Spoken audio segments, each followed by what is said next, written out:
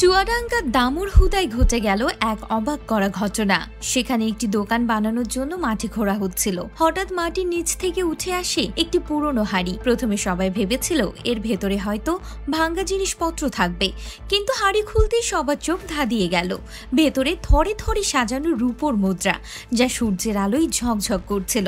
এই গুপ্তধন পাওয়ার খবর বাতাসের মতো চারপাশে ছড়িয়ে পড়ল। খবর পেয়ে বাজারের এবং এলাকার বহু মানুষ সেখানে ভিড় জমায়। কিছুক্ষণের মধ্যেই পুরো এলাকা উৎসুক মানুষের ভিড়ে এক মেলায় পরিণত হয়। খবর পেয়ে পুলিশ এবং প্রশাসনের কর্মকর্তারা দ্রুত ঘটনাস্থলে আসেন। তারা সবার সামনেই হাড়ি থেকে মুদ্রাগুলো বের করেন। এরপর সেগুলো গুনে ওজন করা হয়। দেখা যায় হাড়িতে মোট 1876টি মুদ্রা আছে, যার ওজন প্রায় 22 কেজির কাছাকাছি। এই মুদ্রাগুলো সাধারণ কোনো মুদ্রা নয়, এগুলো ব্রিটিশ আমলের রূপোর মুদ্রা।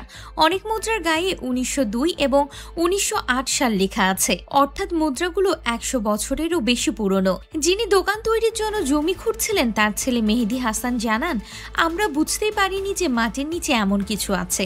মাটি কাটার মেশিনের সাথে প্রায় 4 ফুট নিচ থেকে হাড়িটা উঠে আসে।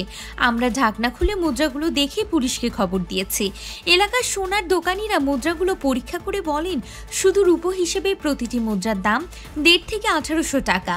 কিন্তু যেহেতু এগুলো অনেক পুরনো এবং ঐতিহাসিক, তাই সংগ্রাহকদের কাছে এর আসল মূল্য আরো অনেক বেশি। পুরনো দিনের ইতিহাস নিয়ে যারা গবেষণা করেন তারা বলেন, ব্রিটিশ আমলে জমিদার বা ধনী ব্যক্তিরা চোর ডাকাতের ভয়ে তাদের সম্পদ এভাবে মাটির নিচে হাড়িতে লুকিয়ে রাখতেন।